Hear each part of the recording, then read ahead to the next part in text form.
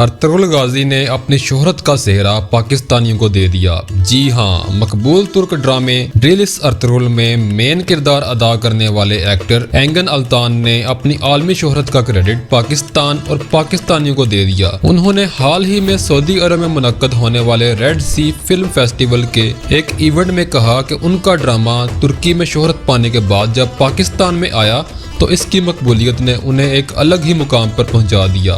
دنیا بھر میں ان کی مقبولیت میں اضافہ ہوا۔ ان کا ماننا ہے کہ ان کی مقبولیت میں پاکستان کا اہم کردار ہے۔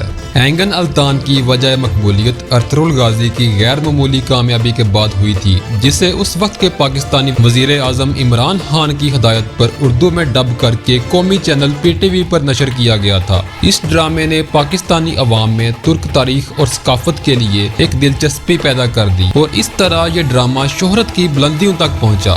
ترک اداکار اینگن التان دزیاتان جو ڈرامہ ارطغرل غازی میں مرکزی کردار ادا کرنے کی وجہ سے مشہور ہوئے، پاکستان کا دورہ مختلف مواقع پر کر چکے ہیں۔ ان کی پاکستان آمد کا مقصد ایک بہت بڑے برانڈ ایونٹ پر ہوگا، تاہم اس حوالے سے کوئی حتمی تاریخ فی الحال نہیں دی گئی۔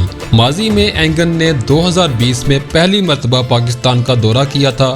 یہ دورہ لاہور میں ہوا تھا۔ ان کی میزبانی کاشف ضمیر نامی شخص نے کی تھی، جس نے جھوٹے وعدے کر کے اینگن التان کو پاکستان مدعو کیا تھا اور معاہدے کے تحت طے شدہ رقم ادا نہیں کی تھی۔ جب اینگن التان کو یہ احساس ہوا کہ ان کے ساتھ دھوکہ ہو گیا تو انہوں نے پاکستانی حکام سے ان کی شکایت کی تھی۔ کاشف ضمیر کے خلاف پہلے سے مختلف دھوکہ دہی کے مقدمات درج تھے۔ اس اسکینڈل نے پاکستانی ساکھ کو بہت نقصان پہنچایا اور ترک اداکار نے اس حوالے سے مایوسی کا اظہار کیا تھا۔ اینگن التان نے تاہم پاکستانی عوام کی محبت اور پاک ترک تعلقات کو سراہتے ہوئے، اس کی اہمیت کو سراہتے ہوئے اس واقعے کو ذاتی سطح پر محدود رکھا۔ ان کے مطابق یہ واقعہ ایک شخص کی وجہ سے پیش آیا اور اس میں پاکستانیوں کا یا پاکستان کا کوئی قصور نہیں، تاہم دونوں ممالک کے رشتے پر اس واقعے کا کوئی اثر نہیں ہونا چاہیے۔ ایک انٹرسٹنگ بھی اور ایک اسلام کا کلچر دکھایا گیا ہے۔ میں اس لیے چاہتا ہوں کہ کوئی پتہ تو چلے ہمارے بچوں کو، نوجوانوں کو، کہ فرق کیا ہمارے میں، کہ ہمارا بھی ایک کلچر ہے۔